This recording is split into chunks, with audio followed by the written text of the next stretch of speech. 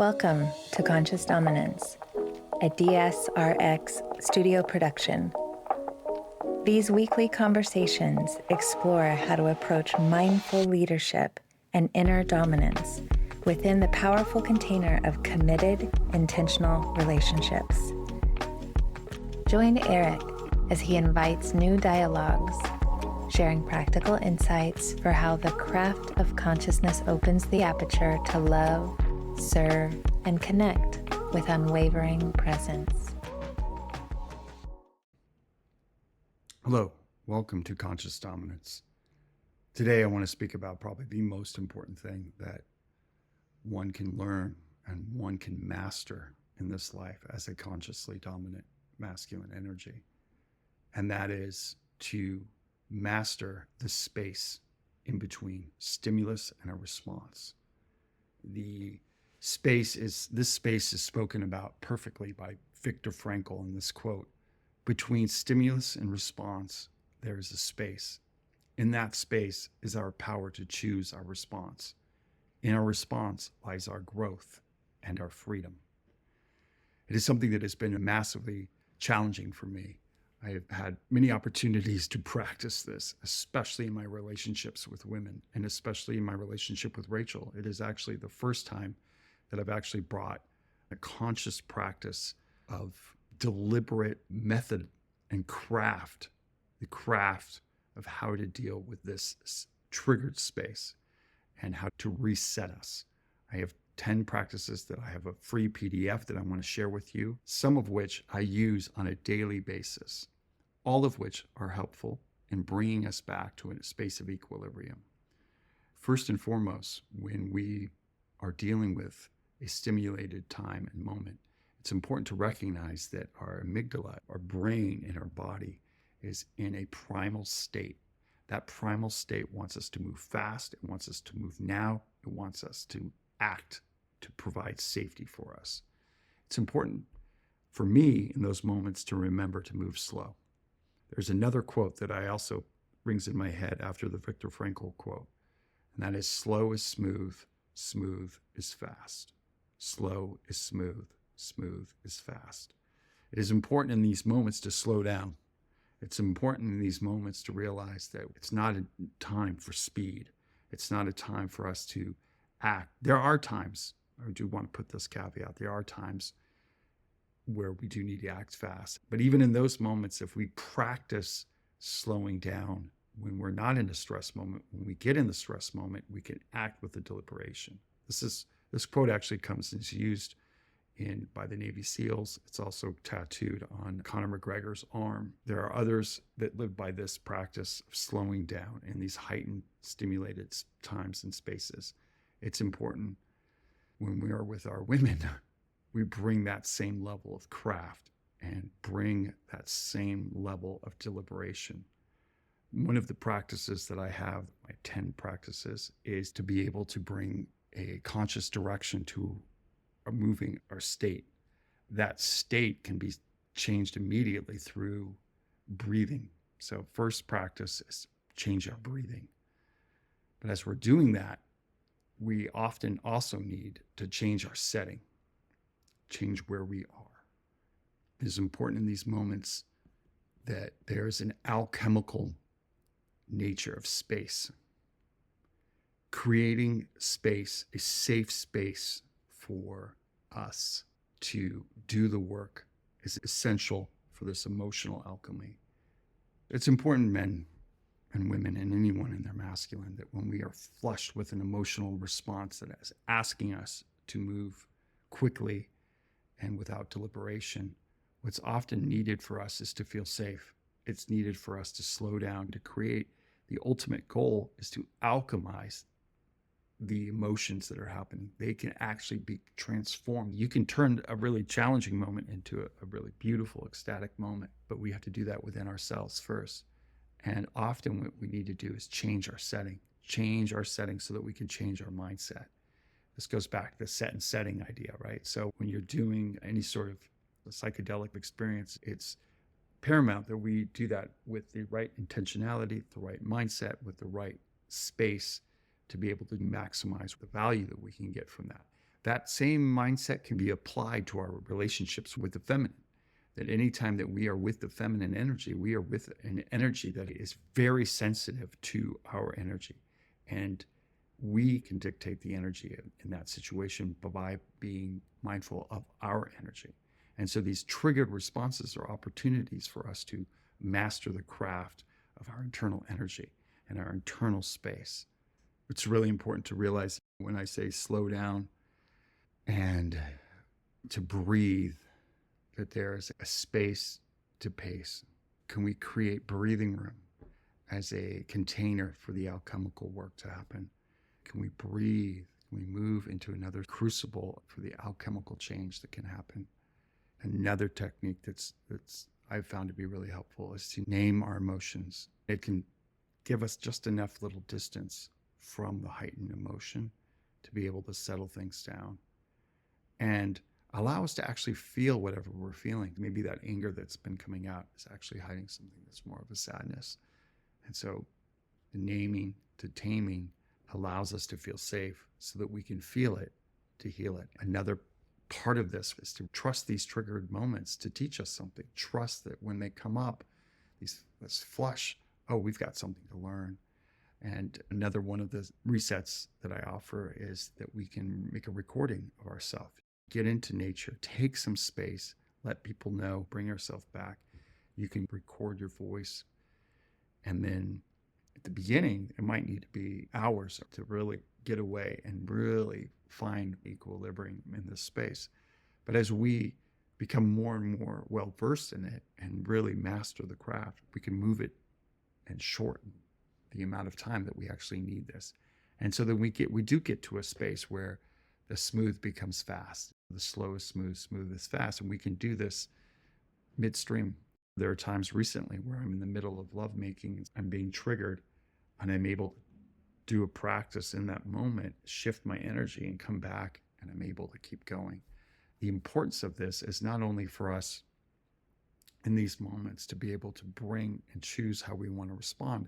This is why men experience erectile dysfunction. Often it is an emotionally heightened state. It is stress.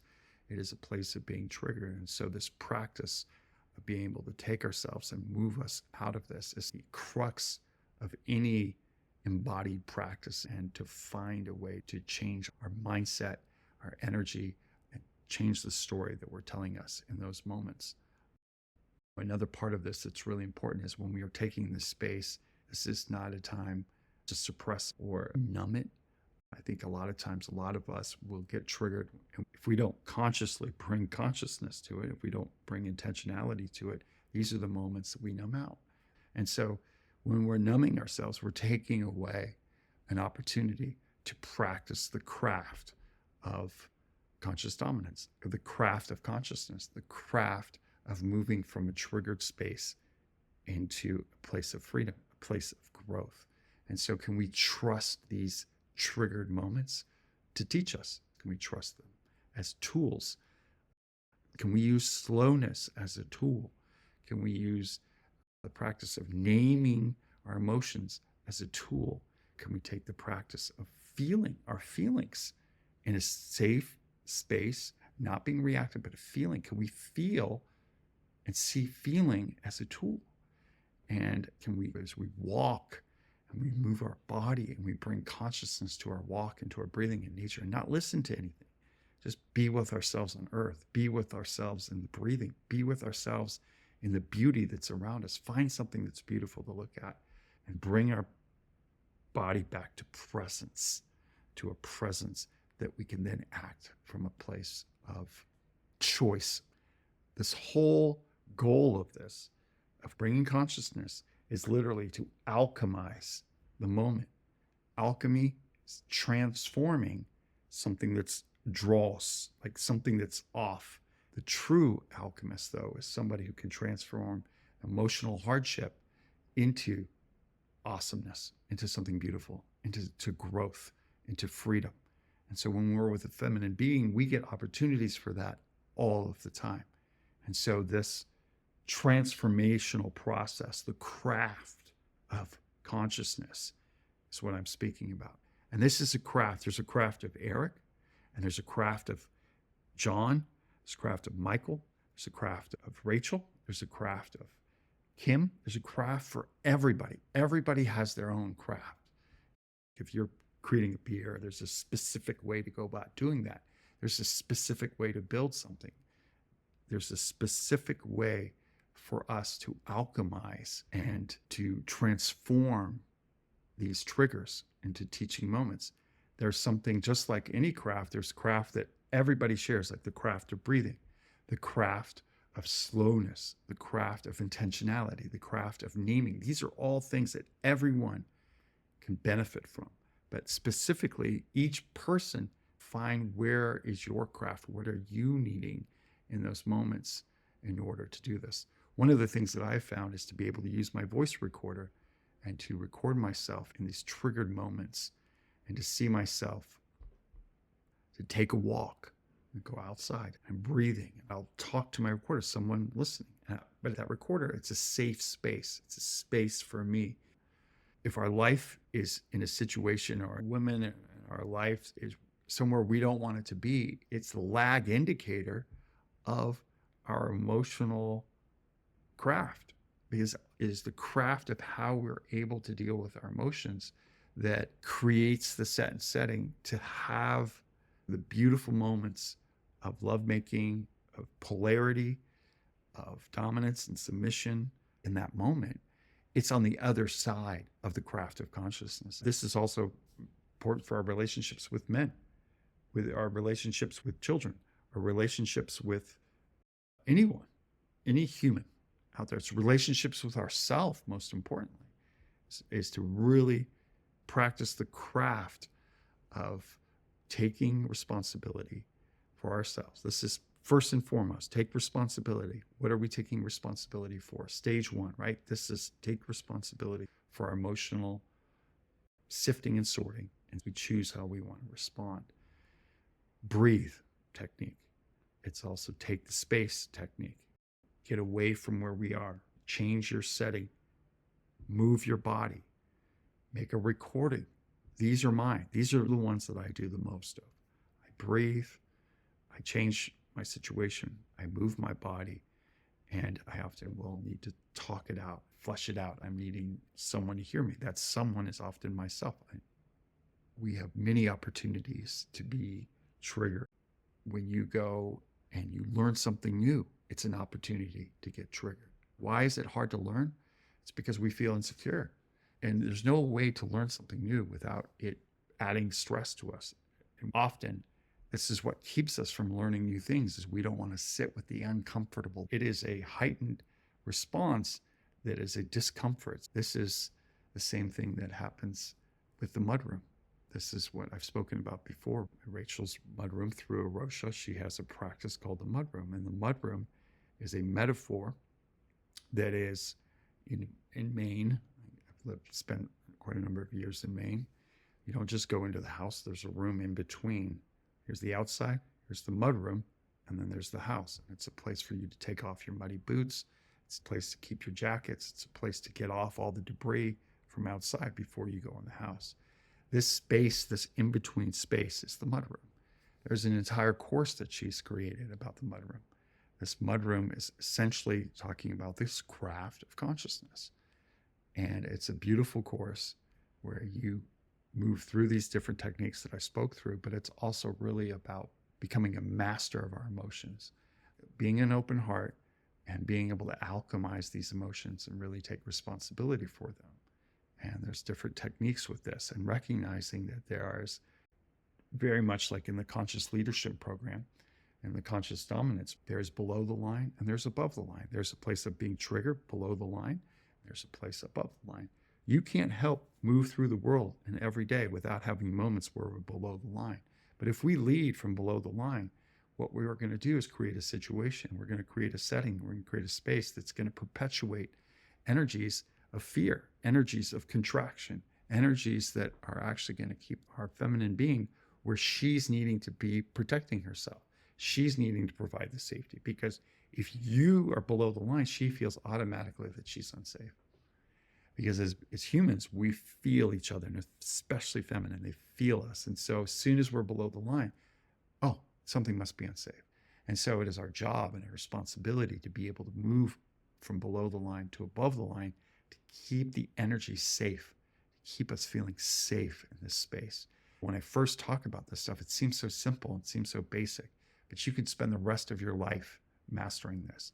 This is essentially what you're learning when you learn martial arts. You're learning how to keep yourself in the moment from being afraid, from being triggered, to really fine tune, to take all that feeling and be able to be really deliberate in that moment. This is what the Navy SEALs train when they're able to do any sort of heightened tactical work and be able to be in the moment without being flustered. This is what ER first responders do. This is what lifeguards have to do. This is what athletes do. This is the work. This is the mental work of being able to own the moment, to alchemize the moment, to be able to really be a master of the craft of Eric. The craft of Eric is not what I accomplish. It's not what I do in the world. It's how I do it. It's the energy with which I can create. It's who am I in the moment. My accomplishments are a result of my capacity to be in that moment and to own that moment. But for a feminine being and for someone that you're in relationship with as a leader, to be able to hold yourself in your composed state, mastering the space between the stimulus and the response, being able to master our capacity for growth in that space. It's everything. So remember, slow is smooth, smooth is fast. Remember, change your mindset. In order to do that, change your setting. In order to do that, change your environment. Breathe. Do recording. There's many other options of things to do. Everyone has their own practice with this. And remember, allow yourself to create the space to pace, and remember to feel to heal, and name to tame. They're all good things. When you can name it, you can tame it. When you can tame it, you can feel it, and you can heal it. And then create space and set the pace. These things are really helpful and something that I've needed to learn, and I'm still mastering. One of the things that I've found is seek out opportunities. Like, I do this podcast as a way for me to be triggered. It's not easy for me to get up here and do this every week, be by myself, to find ways to show up consistently with something of value, and to work through my own insecurities, my own triggers. And yet also, I recognize that I am practicing these things. I recognize that I am on the ground in an amazing relationship, in a dynamic where she looks to me as her mister, her leader. And I am also someone who struggles there. And that has been the thing that I have worked through the most, to come to this place where more and more I'm able to bring an equilibrium to it and to find a way to tame this. So appreciate everyone who's listening to this, and I appreciate people that are gaining some value in this. And just everyone, remember, you have your own craft that you will have to learn, your craft of being yourself. But all of us, it is in these triggered spaces that we get to create the craft of conscious dominance. This is where slowing down, changing the setting, giving ourselves space so we can pace from a place of consciousness, feeling ourselves so we can heal, and naming these things so we can tame them, become really important. Please check out the Mudroom from Aerosha. Check out my reset. It's free. There's 10 prompts and practices that you can do. Check those out and begin to have your own practice, your own transformation that you can offer yourself. You become able to practice your own craft of conscious dominance, your own craft of reset, your own craft of creating this space so we can start choosing this response. So thank you again for listening. Thank you for being part of this journey with me. So appreciate everyone. Thank you. Thank you.